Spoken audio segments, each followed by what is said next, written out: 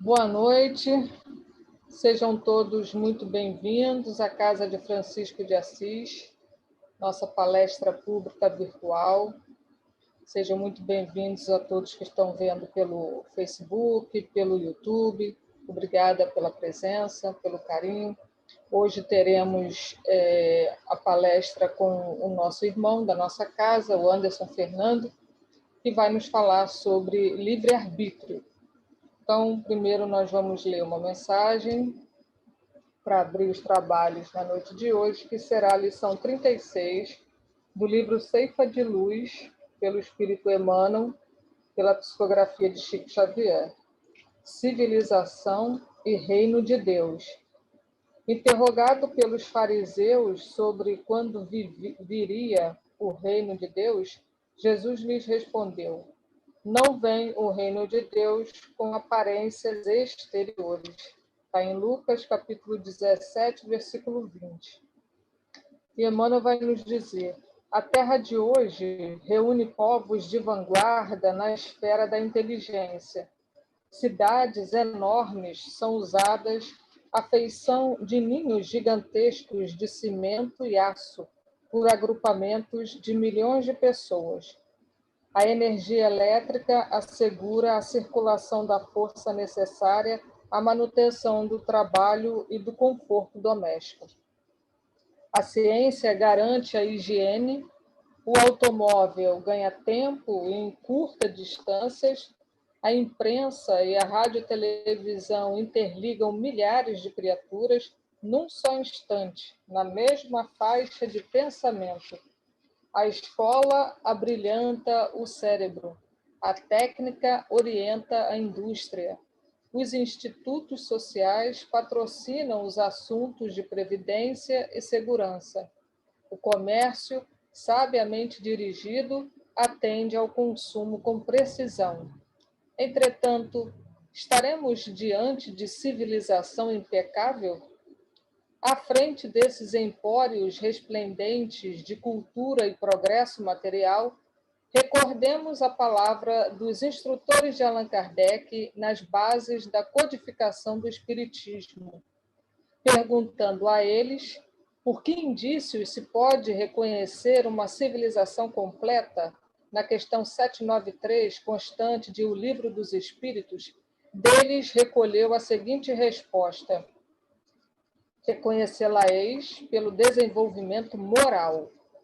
Credes que estáis muito adiantados, porque tendes feito grandes descobertas e obtido maravilhosas invenções.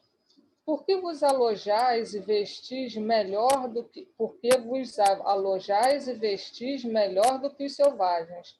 Todavia, não tereis verdadeiramente o direito de dizer-vos civilizados, senão quando de vossa sociedade houverdes banido os vícios que a desonram, e quando viverdes como irmãos, praticando a caridade cristã. Até então, sereis apenas povos esclarecidos que hão percorrido a primeira fase da civilização.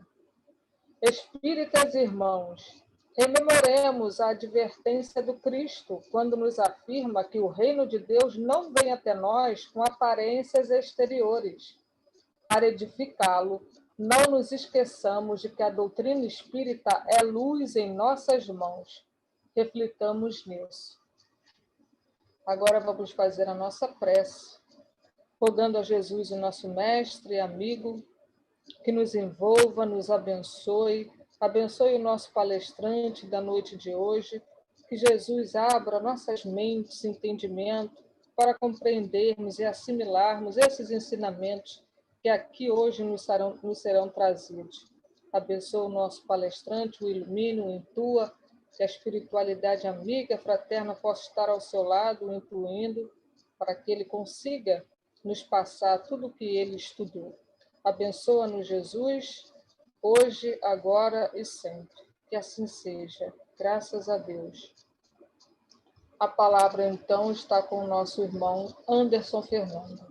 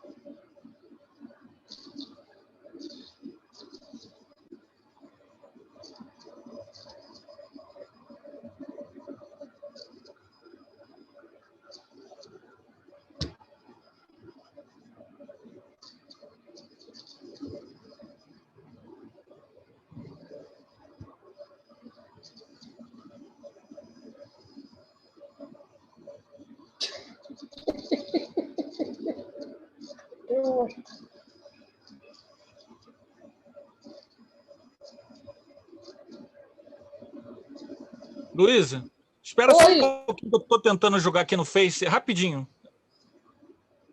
É coisa rápida.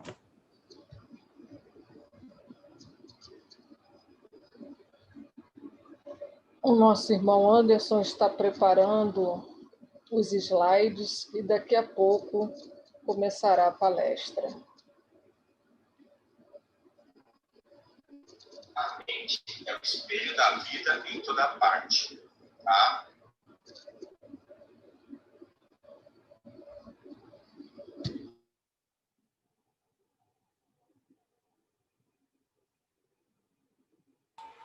Nós vamos passar um vídeo, que nós estamos no Setembro Amarelo, e vamos compartilhar com vocês um vídeo da FEB.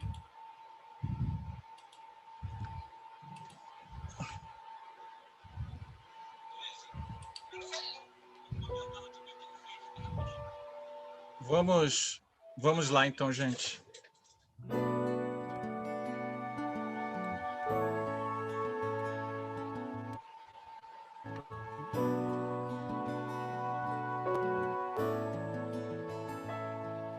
Talvez você esteja... Oi. Boa noite. Desculpa aí, gente. Vamos compartilhar a tela do nosso estudo com vocês. O tema de hoje é o livre-arbítrio.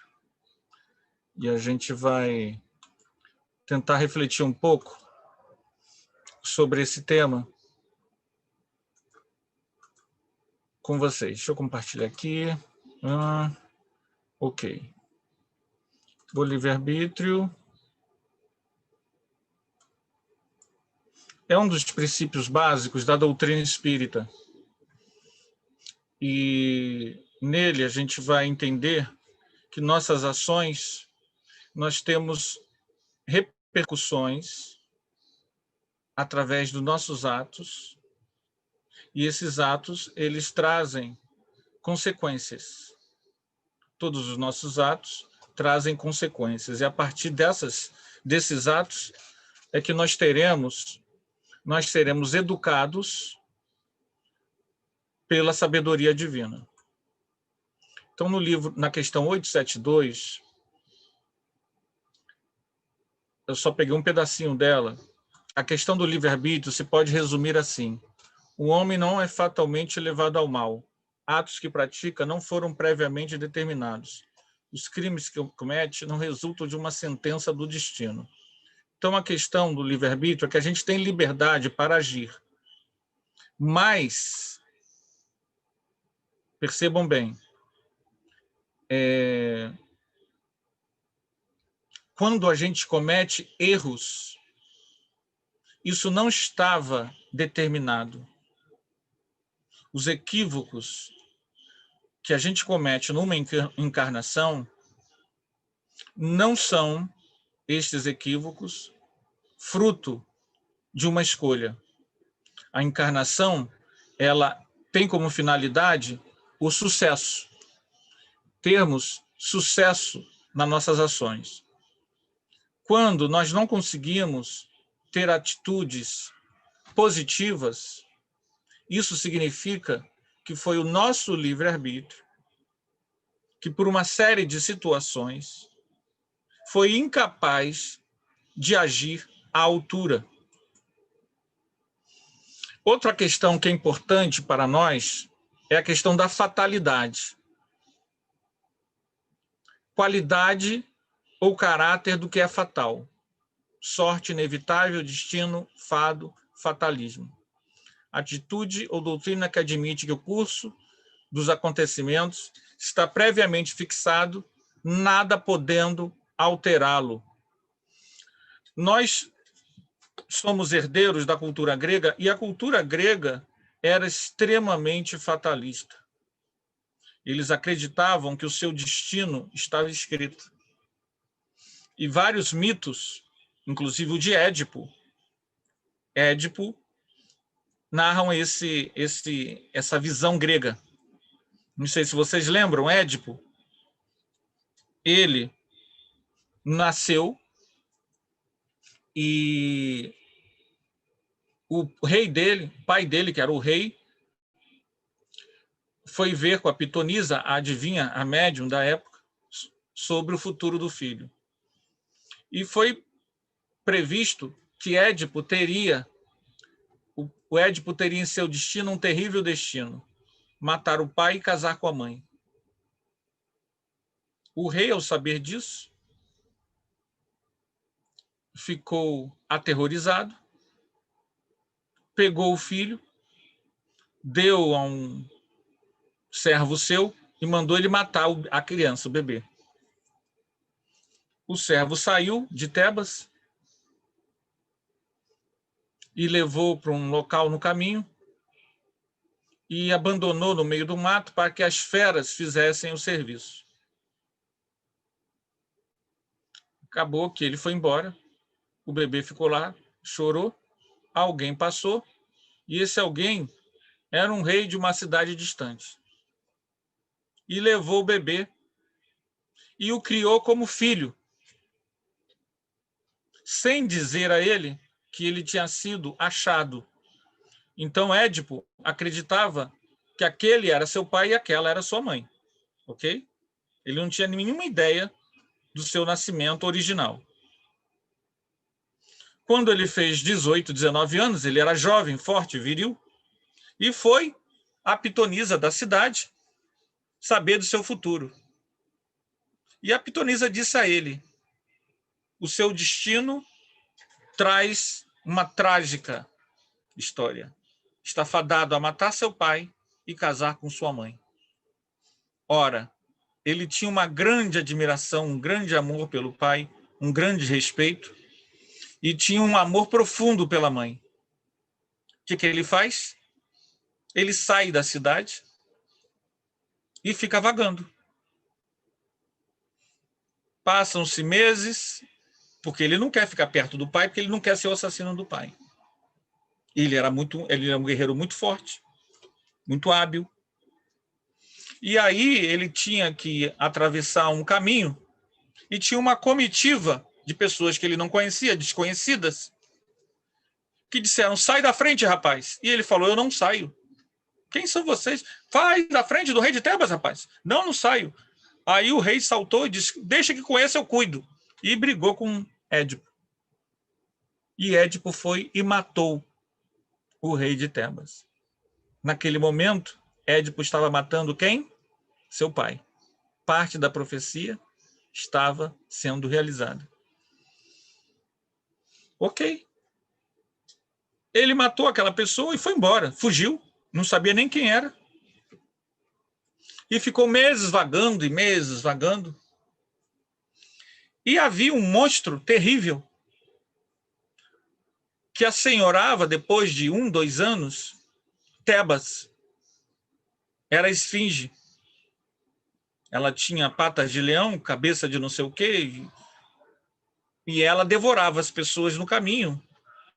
Quando ela dizia para as pessoas assim, a esfinge: decifra-me ou eu te devoro. E ela dava uma charada. Se a pessoa não decifrasse a charada, ela comia. E acabou que ela apareceu na frente de Édipo. E ela deu a charada, e o Édipo resolveu a charada, olha só. E aí a esfinge se joga no abismo e morre. Só que tinha uma coisa: a rainha Jocasta de Tebas estava viúva, e devido às terríveis coisas, à matança terrível que a esfinge fez, ela havia prometido que aquele que derrotasse a esfinge casava com ela. Quem derrotou a esfinge? Édipo. Quem era Édipo? Filho dela, que ela nem sabia. Bom, o mito de Édipo continua, mas se vocês quiserem, vão ler a história lá vocês, porque isso só foi para ilustrar para vocês. Essa era a visão grega, fatalismo. Para os gregos, você já nasceu destinado... quase que eu desmaterializei agora. Para os gregos, você nasceu destinado há um caminho e você não pode desviar desse caminho. A doutrina espírita tem uma visão totalmente diferente. Ela vai nos dizer que você tem livre-arbítrio. Livre-arbítrio é que você constrói o seu destino. Você dispõe as peças da tua vida e elas vão respondendo a você conforme os seus atos. Ok? Então vamos lá na tela.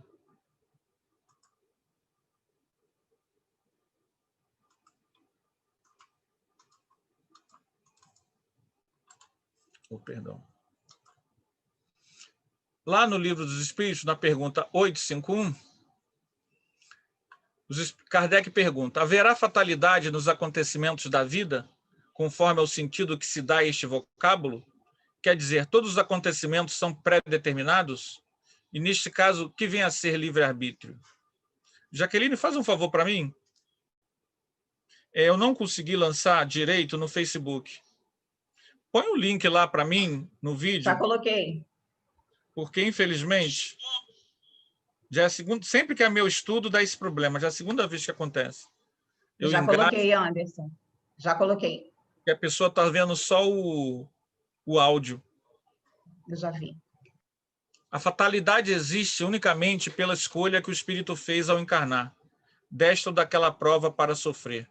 Escolhendo-a, instituiu para si uma espécie de destino, que é a consequência mesma da posição em que vem a achar-se colocado. Falo das provas físicas, pois pelo que toca às provas morais e às tentações, o espírito, conservando o livre-arbítrio quanto ao bem ou mal, é sempre senhor de ceder ou de resistir. Então, a doutrina espírita vai nos trazer um conhecimento que até então as filosofias e os saberes desconheciam. Você tem um planejamento encarnatório que você participa. Quanto mais lucidez e visão espiritual você tem, mais você participa desse planejamento. E quanto menos lucidez, menos condições você tem de escolher. Por exemplo, a maioria de nós, com a visão terra-terra que a gente tem hoje, se a gente pudesse escolher onde nascer, provavelmente a gente não nasceria, não escolheria o local que a gente nasceu ou vive. Isso porque a gente tem uma visão muito terra-terra. Isso repercute lá no mundo espiritual. Quando você está desencarnado e vai planejar o seu renascimento. Espíritos mais sábios cuidam de uma série de detalhes que a alma só vai poder ter ingerência nisso quando ela tiver condições morais de ter uma visão espiritual da vida e não uma visão terra-terra. E esse planejamento é que é algo pré-determinado. Mas ele não se atém a detalhes. Ele não se atém a detalhes. E outra coisa, esse planejamento, ele está atrelado, mesmo que planejado, às suas decisões em terra. Então vamos ver um caso aqui. É o caso Marina, Jorge e Zilda.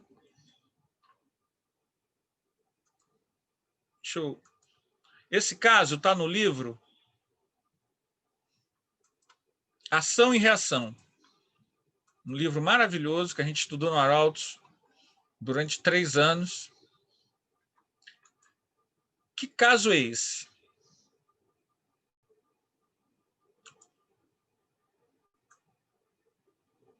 O título é Débito Agravado. Em uma reencarnação passada, Zilda e Jorge eram casados. Marina entra nesse processo, se envolve com Jorge e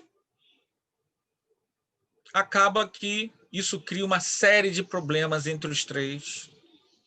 uma série de crises, problemas, dramas. Os 3 morrem, desencarnam.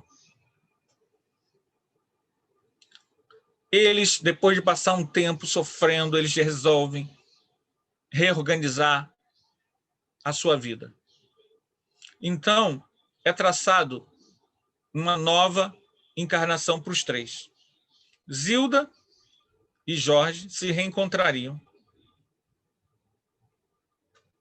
e reatariam esses elos que foram tão brutalmente rompidos no passado. Marina também reencarnaria como irmã de Zilda. Então, vejam bem, houve um planejamento encarnatório após um fracasso dos 3 numa vida há muito tempo, há 300 anos atrás, mais ou menos. Então, eles planejaram, há 200 anos, um renascimento. Os 3 viriam de novo, sendo que, dessa vez, Marina, ela seria irmã de Zilda. Ok. Acontece a reencarnação, os 3 reencarnam, Zilda se encontra com Jorge, e quando eles já estão com data marcada, Marina começa a adentrar e conquistar o Jorge. O Jorge chega para Zilda e diz que não vai casar com ela porque ama a irmã. Parece até novela, né? Novela da Globo. A Zilda, o que faz? Se mata. Se mata. A decepção amorosa dela é tão grande que ela se mata. Vejam bem, o planejamento encarnatório não era esse. O planejamento encarnatório era Jorge casar com Zilda, Marina como irmã respeitar, dessa vez, a irmã e o Jorge. A Marina repetiu o mesmo erro. Bom, Zilda se matou. Acabou que Jorge e Marina se casaram 3 anos depois. Aí o que acontece, gente?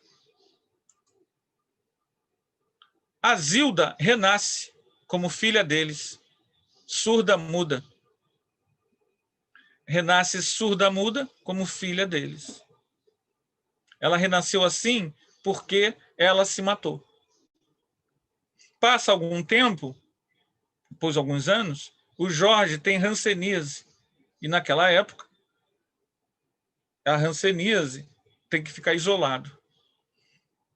E a Zilda, a Marina, tem que amadurecer para cuidar da filha, surda-muda e dementada, e ainda, eventualmente, visitar o marido no leprosário, sofrendo duras provas morais e duras provações financeiras, econômicas e emocionais.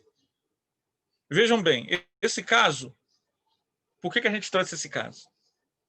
Porque a gente queria mostrar um caso em que houve um planejamento, mas as pessoas, uma vez aqui na Terra, decidiram outras coisas, tomaram outros caminhos. Não conseguiram corresponder às expectativas. Mas naquela mesma vida, o que a espiritualidade fez? Pegou a pessoa e pôs ela para reencarnar como filha. Por que ela veio surda-muda? Porque ela se matou.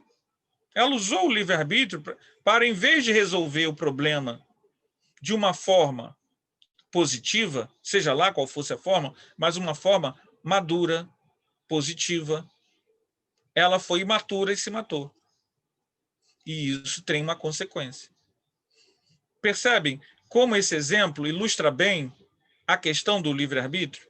Apesar de haver um planejamento encarnatório, todos nós, quando renascemos, estamos sujeitos às decisões e o que é interessante, na interação com o outro, nós vamos tomando decisões que dificilmente se aproximam 100% do que nós planejamos. Raros são aqueles que chegam a 50%. A maioria de nós vamos tomando decisões que vão nos desviando do que foi planejado antes de renascer. A maioria. Mais de 80%. Não chega a 50% do que planejou. É normal haver desvio. É normal. Isso para aqueles que têm planejamento. Tirando aqueles que ainda são tão terra-terra que não é necessário fazer planejamento, porque não adianta que eles não vão corresponder a nada. Então, ainda são muito terra. Quanto menos evoluído, mais terra-terra é o espírito, menos condições de grandes planejamentos, de realizações, é possível dar, porque ele não vai fazer nada. Ok? Então, vamos continuar lá na questão do livre-arbítrio. Deixa eu compartilhar aqui, voltar a compartilhar o slide. A sociologia, ela tem muito para nos informar sobre o livre-arbítrio. Como assim a sociologia? Vocês tiveram essa aula, né, lá no ensino médio. Mas a gente sabe como é que é, né? O livre-arbítrio só é, de alguma forma, livre dentro de um determinado espectro de opções. E as opções que estão disponíveis ao sujeito são fortemente condicionadas pelo meio social. Isso é uma informação da sociologia.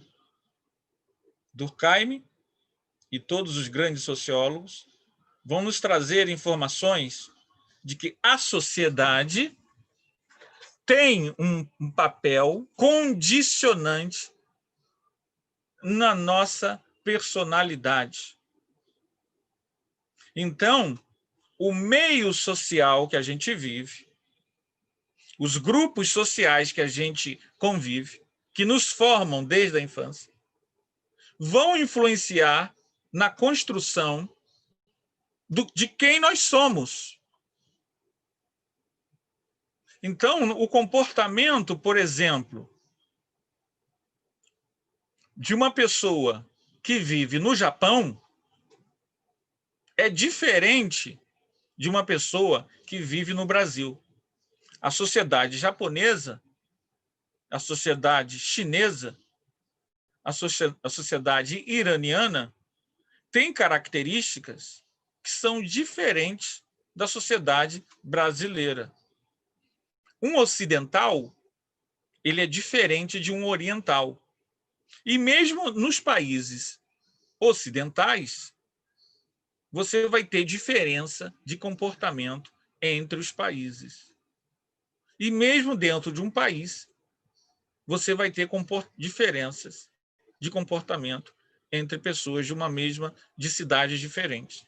Então, a sociologia nos diz o seguinte: a gente tem liberdade, mas ela acontece dentro de certas questões culturais.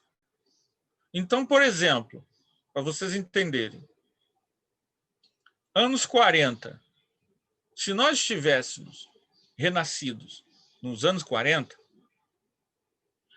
nós entenderíamos que era normal uma mulher usar saia. E era proibitivo a uma mulher usar calça comprida. Se nós fôssemos mulheres, nós usaríamos naturalmente saia. Se nós fôssemos homens, renascêssemos em 1940 como homens, vivêssemos naquela sociedade, nós usaríamos, mesmo nesse calor, que é o Rio de Janeiro, 40 graus, chapéu. Vocês verem filmes, nós achamos uma vez uma foto do Arautos, dos anos 50, não sei por onde essa foto está, o Arauto cheio, e as pessoas todas sentadas. Não sei se era do Arauto, era de uma casa espírita, de um evento espírita, não era no Arauto. E as pessoas todas de chapéu, né? Isso era o quê? Era o espírito da época. Era o hábito da época, o uso do chapéu. Isso caiu por terra. Por que todo mundo usava chapéu? Porque era um condicionamento da sociedade. Então, nosso livre-arbítrio, ele existe? Existe. Mas a sociedade impõe regras, normas, possibilidades e interdições. A maioria de nós,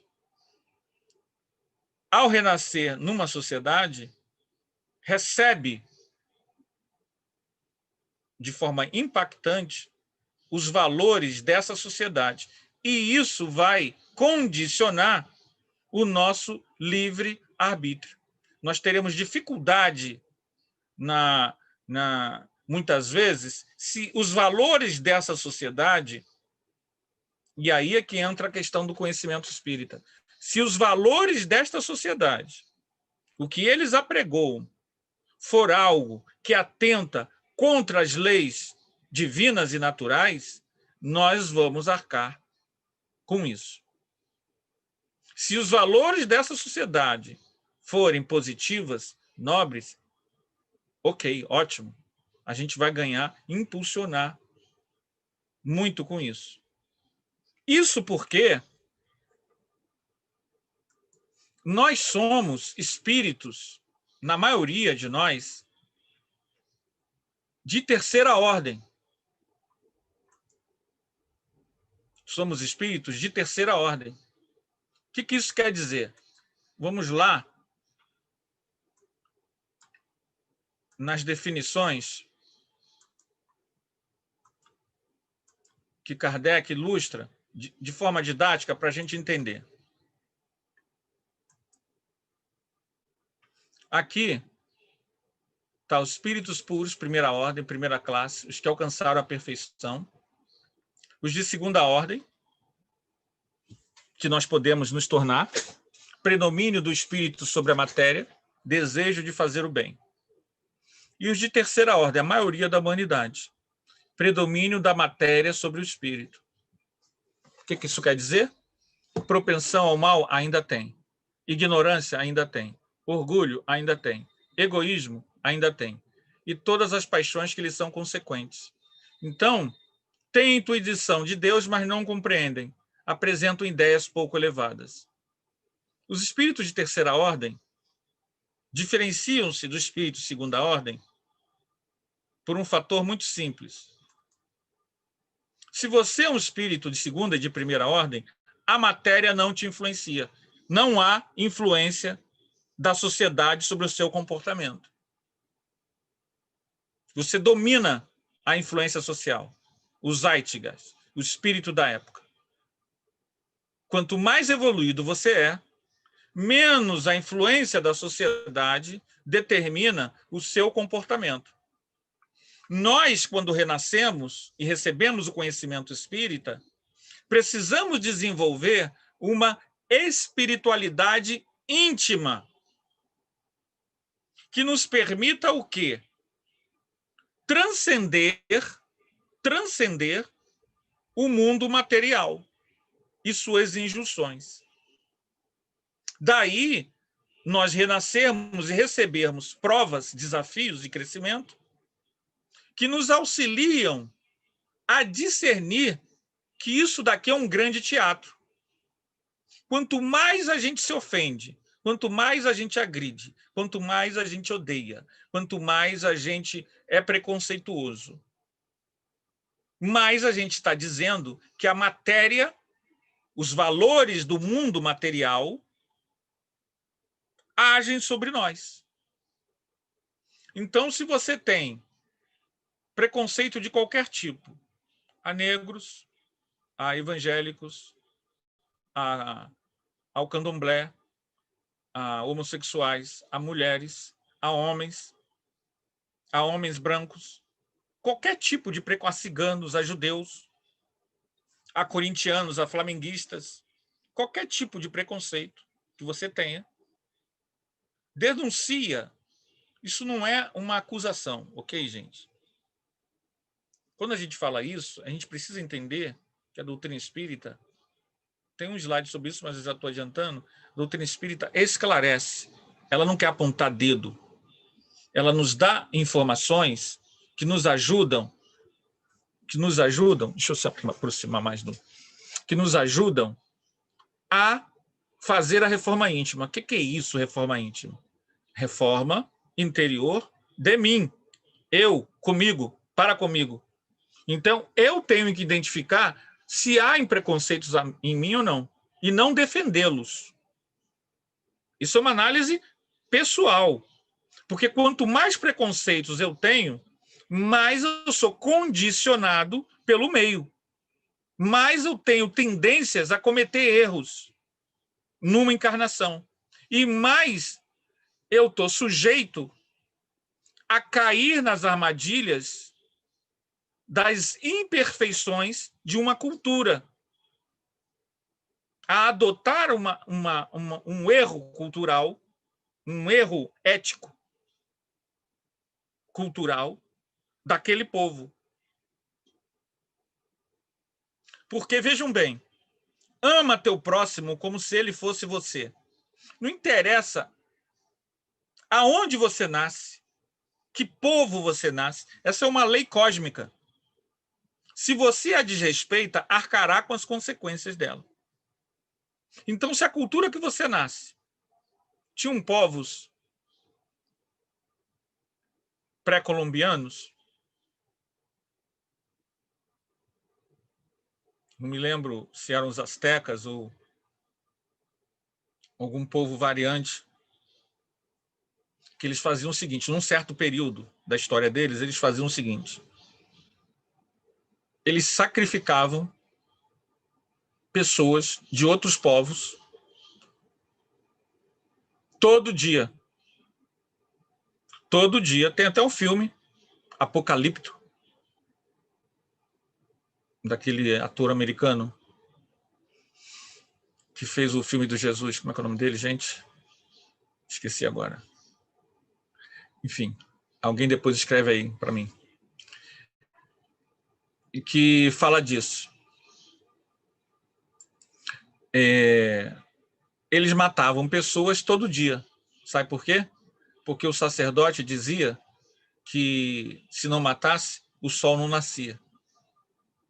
É o chamado idiotismo cultural. Uma crença equivocada e que pessoas de outros povos menores eram capturados e sacrificados. Então, todo dia eles matavam uma pessoa para que o sol nascesse. Vejam bem, é uma ignorância? É uma ignorância. Mas não é por isso que é possível admitir a morte ou o assassínio. Essas pessoas um dia vão ter que arcar com isso. É um idiotismo cultural. Se você é um espírito de segunda ordem, renascido nessa cultura, você não adota essa prática. Talvez você vá tentar mudar a prática. Então, o Livro dos Espíritos nos diz que, para que a gente evolua, espíritos mais velhos renascem para trazer mudanças na sociedade, para melhor. Toda mudança que nós temos para melhor, alguém algum dia teve que dar o pontapé. Se as pessoas não educam, não ensinam, não explicam, a massa não aprende. Por isso, a lei é de amor. Nós evoluímos individualmente, através do nosso esforço. Mas nós evoluímos no contato social. Eu preciso estar em contato com o outro e fazer o bem ao outro, contribuir para essa sociedade, para que ela pense melhor, raciocine melhor. Ok?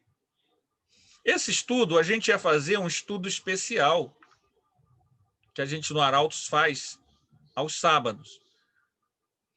Mas eu achei que talvez coubesse numa palestra. Mas eu já estou sentindo falta, pelas coisas que eu estou falando, de perguntas no final. Se der tempo, mas eu acho que não vai dar, a gente abre para perguntas no final. Tá bom? Para quem quiser fazer alguma pergunta.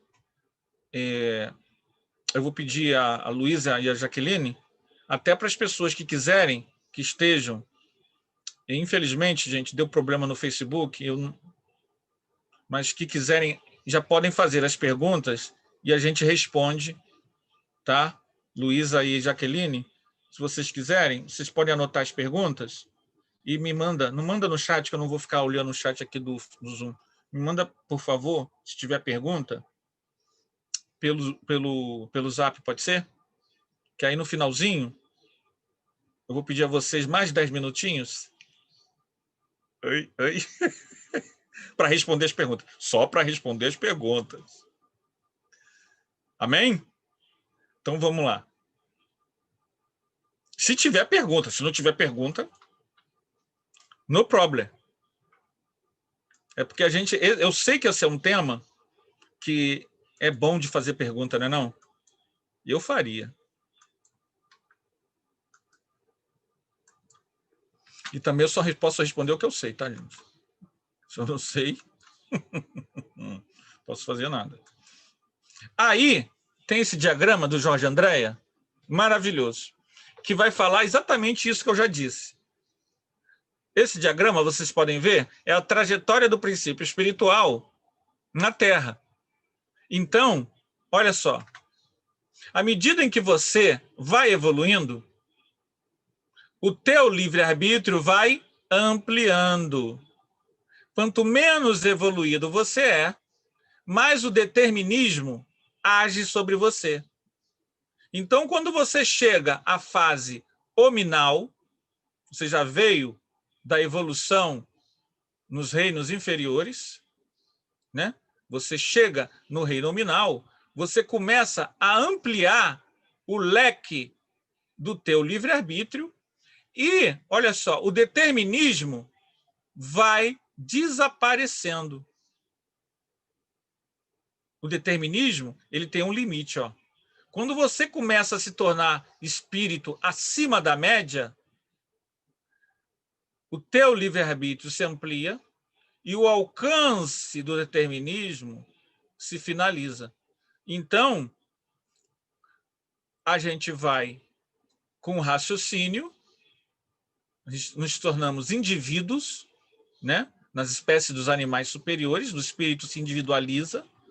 Depois, quando ele entra na fase hominal, ele adquire o raciocínio contínuo e ele vai desenvolver a razão.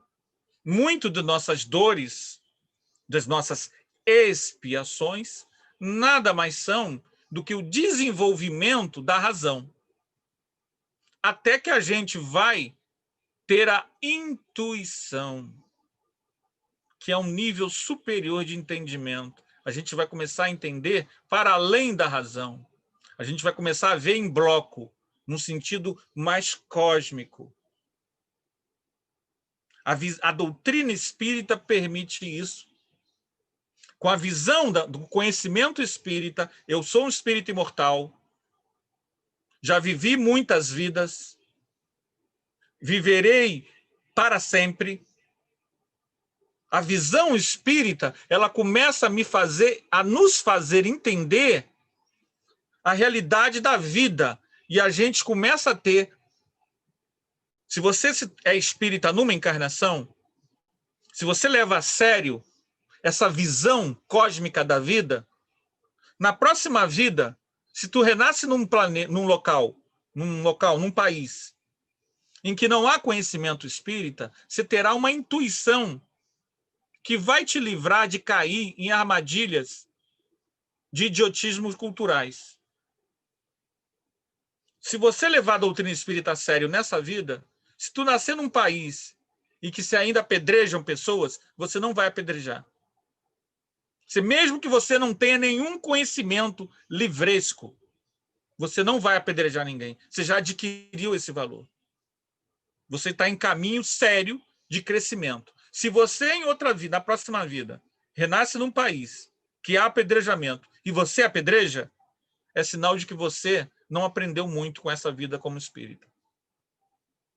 Você não levou a sério essa coisa chamada reforma íntima. Porque precisa de muito esforço. Então, na medida em que tu evolui, o teu livre-arbítrio amplia. Ok? No Espiritismo, não há orientação proibitiva. O que é isso? Você é informado, porque reforma íntima é busca pessoal. A doutrina espírita vai falar para nós, e eu vou estar sempre falando isso, gente. Eu sei que é repetitivo. Lei de progresso. O caminho da evolução espiritual é o amor que você dá ao próximo. É uma forma agradável, afável, amorosa, afetuosa de você se dar a vida. É você amar a vida, amar todos os seres e coisas. É você abrir o seu coração e doá-lo. Por isso, a doutrina espírita, quando vai falar, por exemplo, do álcool, ela não quer que você pare de beber e ache que virou santo. Nada disso. Ela não te proíbe de beber, mas também não diz que é para beber.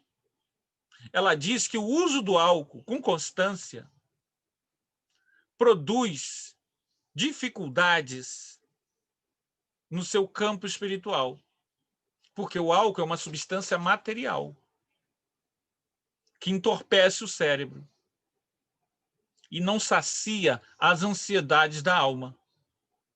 Então, o uso constante do álcool tira você, muitas vezes, de si mesmo e atrai espíritos que ainda estão presos ao vício do álcool, que aumentam a tua sede de álcool, aumentam o teu assédio e a tua vontade de beber.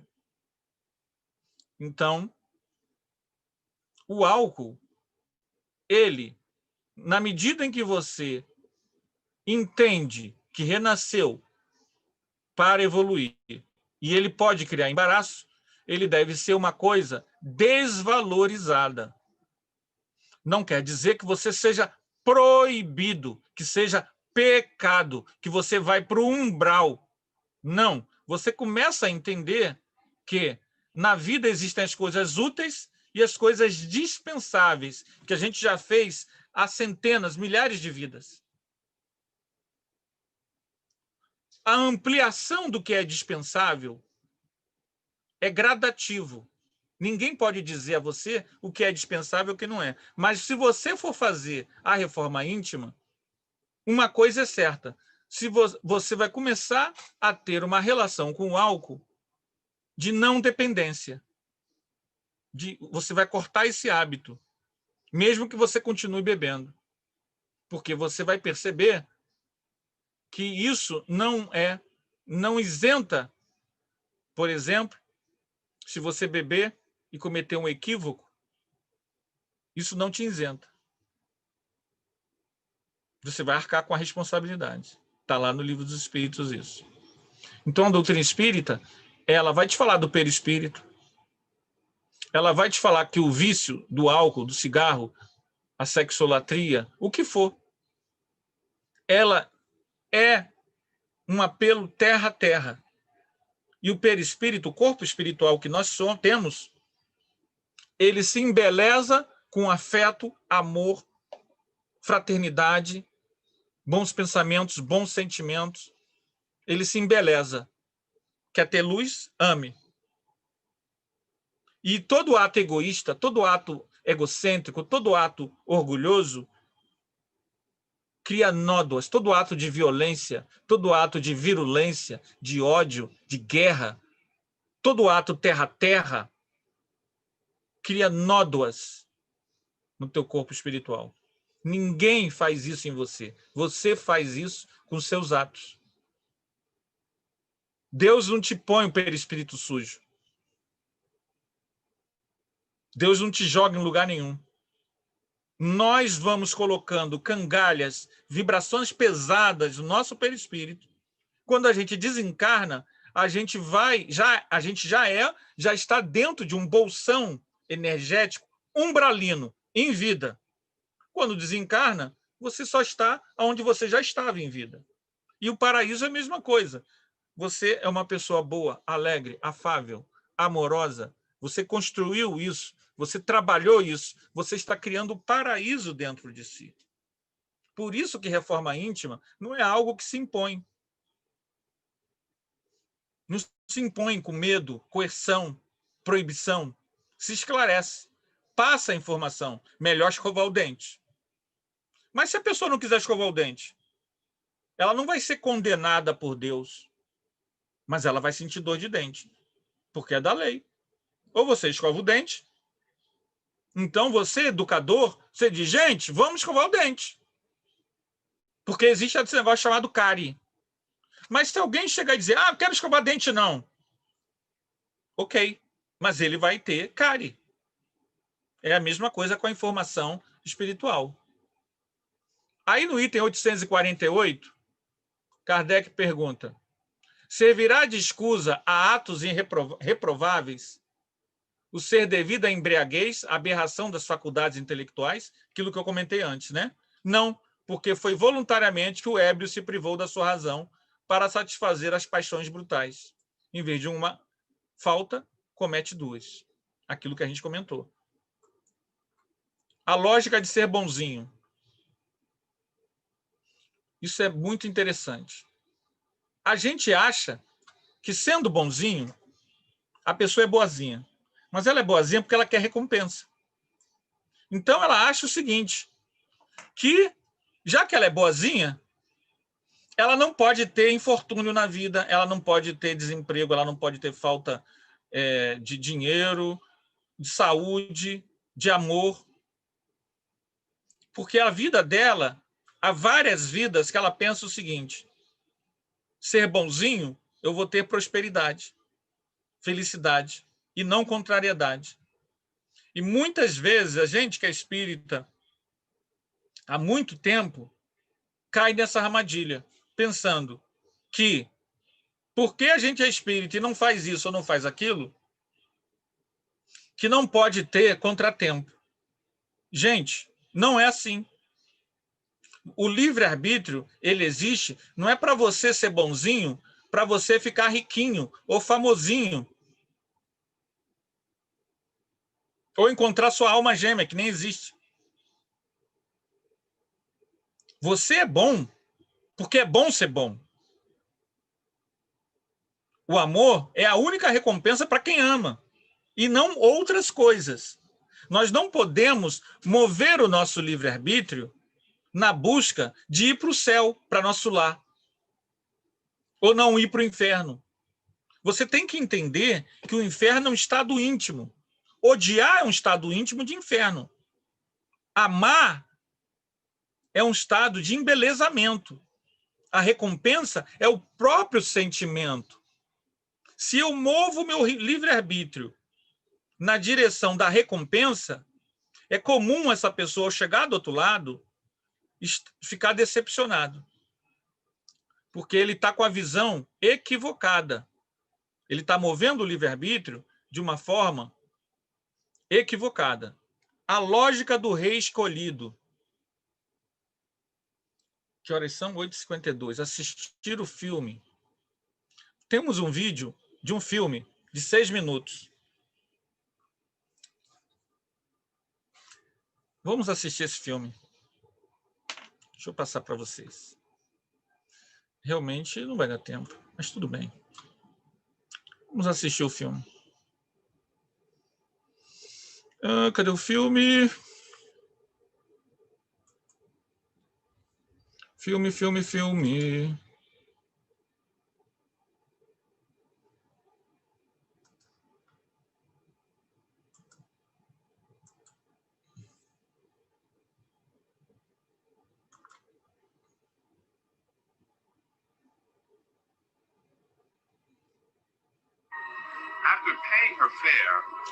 É com legenda, tá, gente? Desculpa.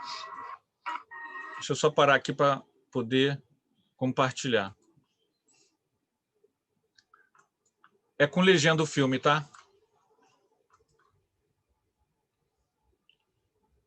É sobre uma mulher chamada Rosa Parks. After paying her fare, Rosa took a seat in the middle section of the bus. Era permitido desde que não houvesse passageiros brancos. Ela sentou seu homem do lado de homem negro. Duas mulheres negras estavam sentadas do outro lado. Isso aqui é nos Estados Unidos, no início dos anos 60. O negro podia ficar sentado desde que não houvesse pessoas brancas no ônibus. Essa Rosa Parks estava sentada ao lado de um homem negro, não havia pessoas brancas em pé. Mas aí, numa parada, entrou pessoas brancas e ficaram em pé. Pela lei do apartheid americano, o negro tem que levantar e dar lugar para o homem branco.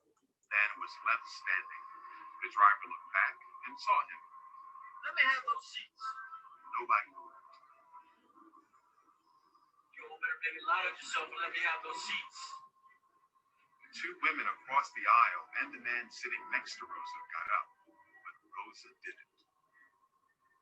I thought about all the nights my grandfather had to keep a gun by his side to protect his family from the Ku Klux Klan. And all the times I had been mistreated. I decided I would not give up. And people would like to say it was because I was tired. But that isn't true. I wasn't any more tired than I usually was at the end of a workday. No, I wasn't tired. The only time I was tired of living there. Are you going to move? No. Then I'll have to have you arrested. You may do that.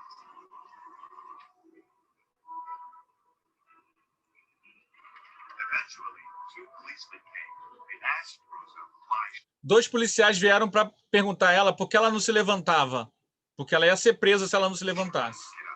Isso é do racismo americano dos anos 60, gente. Why don't you do what you told him? Get up. Ele ouviu o que o motorista disse, se levante. Por que eles nos obrigam a isso? But the law is the law, and you're under arrest. Rosa was arrested and taken to jail. Ela foi presa por causa disso, levada para a cadeia, onde foi comunicada da data de julgamento e libertada. Foi presa porque não levantou do She was ônibus. given a date for her trial and released. News of what happened spread quickly. As notícias se espalharam rapidamente pela cidade. You have to understand that probably no segregation law angered black people in Montgomery more than bus segregation. The indignity of having to ride segregated buses was very humiliating. The NAACP had wanted to challenge the bus laws for many years. Now they had their opportunity. The next day, they called for all blacks to boycott the buses on the day of the trial to show support for Rosa. A Sociedade de Negros da cidade de Montgomery fez uma greve para não andar de ônibus no dia do julgamento. At church on Sunday, the day before the trial, most of the black ministers spoke about the boycott from their pulpit. Os americanos, vocês sabem, são todos evangélicos, né? E a maioria dos pastores negros apoiaram o boicote. Notices were posted around the city and in the newspaper. The black-owned taxi cab companies agreed to pick up passengers at the bus stops so people could get to work. But no one was sure if the boycott would be successful. We didn't know how many people were willing to take Não sabíamos se as pessoas estavam dispostas a tomar parte do protesto. in such a protest. Monday morning, the day of the trial, we had our answer. The buses were practically empty. People had finally had enough. It was a surprise to everybody, I think. It was certainly a surprise to me. While the boycott went on outside, inside the courthouse, Rosa had her trial. As expected, she was found guilty of violating the Ela foi segregation considerada laws. culpada. The fine was $10 plus $4 in court costs. $10 mais $4 de multa. Formed a new organization, the Montgomery Improvement Association. They chose as their president a young pastor who Havia um jovem pastor nessa cidade. Por acaso ele estava nessa cidade, era um jovem pastor chamado Martin Luther King. moved to Montgomery, the Reverend Martin Luther King Jr. That night, the association held their first meeting at the Holt Street Baptist Foto da primeira reunião. A Igreja No one Batista. knew how much support there would be. The turnout was astonishing. The church filled up, and hundreds more people stood outside. They had to set up loudspeakers so that a sign could hear Tiveram que botar alto-falante para as pessoas de fora The ouvirem. most important decision to be made was whether or not to continue the boycott if the city council did not accept certain demands to end segregation on the buses.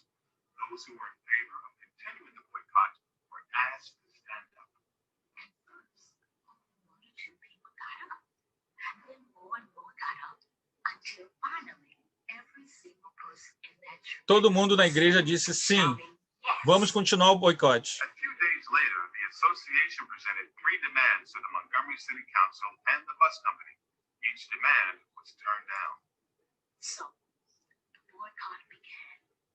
It went on for 13 O boicote, gente, prestem bem atenção, durou 13 meses. Nenhum negro americano de Montgomery andou de ônibus durante 13 meses. Instead of riding the buses, people walked onto paths or shared rides. A lot of people lost their jobs Um monte de gente perdeu seus empregos. and parks. In February 1956, the city found an old law that said that A lei, criaram uma lei tornando o boicote ilegal. some others, including Rosa, Martin Luther King e Rosa Parks foram By this presos. time, the Montgomery boycott was starting to attract attention around the country.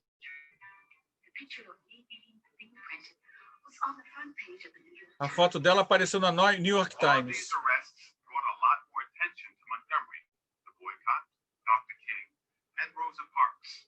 Some of it violent. There were death threats and violence. But no matter what the other side did, the protesters never used Os protestos nunca usaram a violência. Other black communities decided to follow Montgomery's example. So there were bus boycotts in places like Birmingham, Alabama, and Tallahassee, Florida. While all of this was going on, Rosa's case was moving through the court. Várias cidades americanas começaram a fazer o boicote. E o julgamento dela não ter saído do trem, do ônibus, continua. Eventually, the case reached the Supreme Chegou na Suprema Corte. On November 13, 1956, the court ruled that the law under which Rosa Parks had been arrested A Suprema Corte decidiu que a lei que a condenou era inconstitucional. was unconstitutional. Segregated buses became a thing of the past. 9 years later, President Lyndon Johnson signed the Civil Rights Act of 1960. 9 anos depois que isso aconteceu, as leis dos direitos civis americanos acabaram com o apartheid dentro dos Estados Unidos. Segregation in all public places was officially illegal everywhere. Agora, por que eu estou passando esse vídeo num estudo sobre livre-arbítrio? As leis de progresso, lembram o que eu falei? As leis de progresso não acontecem sem o esforço da coletividade humana. Aí vamos lá no slide, para terminar, porque infelizmente os outros, em que eu vou falar de Freud, Jung, inconsciente, janela de Johari, infelizmente eu não vou poder falar para vocês, porque nosso tempo não dá mais. E aí eu descubro que realmente era um estudo para estudo especial. Ai, meu Deus.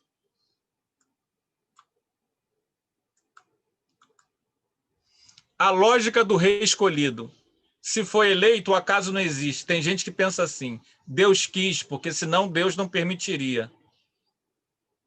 Essa visão é equivocada. As pessoas muitas vezes acham que se uma pessoa ocupa um papel, um cargo, a presidência de um país, de um clube de futebol, de uma casa espírita, é porque Deus quis. E isso é visão medieval do rei escolhido. Lá na Idade Média, em que a igreja e os reis e os burgueses mandavam em toda a população, eles diziam isso, que não se podia questionar as autoridades, porque elas eram escolhidas por Deus. A doutrina espírita veio dizer justamente que não, que há uma lei de progresso. Por que eu trouxe esse vídeo que tomou o restinho do nosso tempo, da Rosa Parks com Martin Luther King? A segregação racial americana não acabou porque as pessoas entraram no quarto e ficaram orando. A Rosa Parks e o Martin Luther King, e Gandhi, e Jesus, e John Hus, e Giordano Bruno, e Galileu Galilei, todos eles, espíritos nobres, tiveram que dar a cara a tapa, educar as massas, mostrar os equívocos. Rosa Parks é um exemplo de um espírito que, renascido, não se sujeitou ao idiotismo cultural de sua época. Por que ela teria que levantar porque tem uma pessoa branca em pé? Perceberam? Se é um Anderson da vida, ele levantava e aceitava normalmente. Não, ela não foi violenta, ela não o xingou, ela não agrediu, porque tem isso também. A doutrina espírita vai nos dizer que as mudanças não se dão pela violência, mas ela, como Jesus, como Gandhi, como todos as grandes almas que nos educaram, que ampliaram a nossa visão de mundo, toda ela, Rosa Parks, Martin Luther King, não mudaram sua missão. O certo é o certo. E hoje, o racismo, as leis racistas saíram dos Estados Unidos, mas não foi num ato de mágica. A pessoa teve que ir na abnegação, na dedicação, coisa que muitas vezes nós espíritas não estamos dispostos. Nós queremos evoluir sem fazer esforço. Não existe isso. A mudança para melhor exige que a gente pense no próximo, no que é melhor para todos. Usar o nosso livre-arbítrio na direção da construção de um mundo melhor.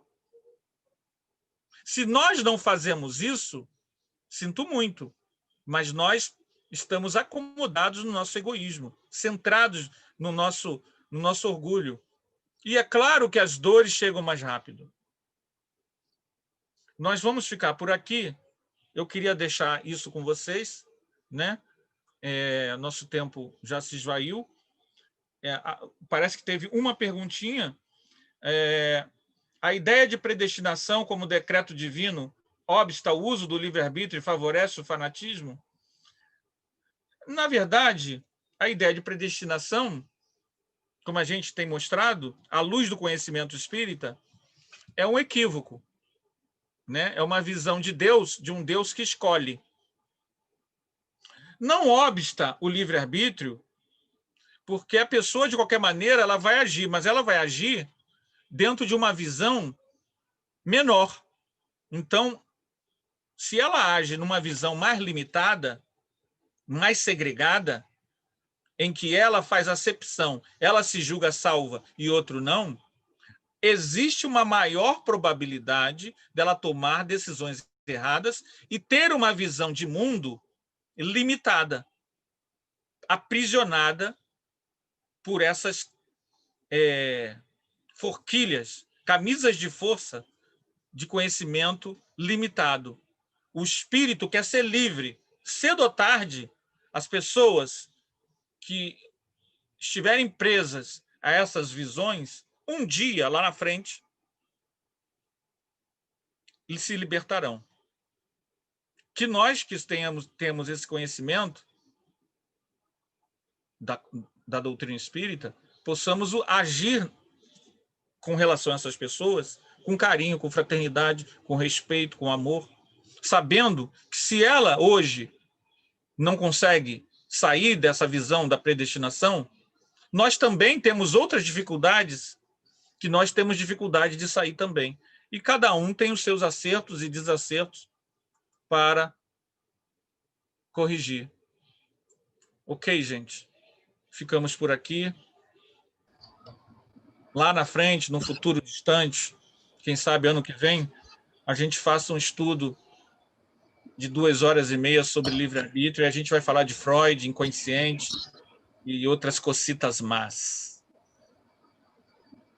Ok, a gente agradece o irmão Anderson Fernando por sua palestra, ansiando por esse estudo, no qual ele vai trazer todos os slides que ele já preparou. Então, ficamos por aqui com a nossa palestra de hoje. Pedimos ao nosso irmão Anderson que faça a nossa prece final para encerrarmos. Sim.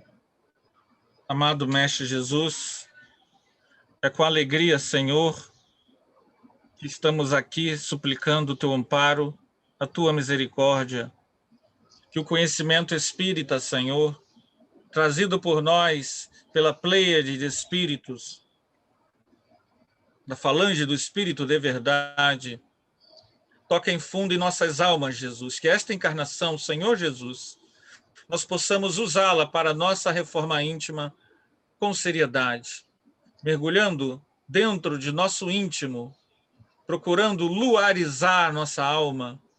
Ó Senhor, derramai sobre nós o teu Espírito, estimulai em nosso ser, Senhor, as intuições divinas que nos farão nos tornar um ser humano melhor. Ó Jesus, nós te amamos e de todo o coração agradecemos a oportunidade de estar neste planeta, aqui e agora, encarnados, à luz do conhecimento espírita.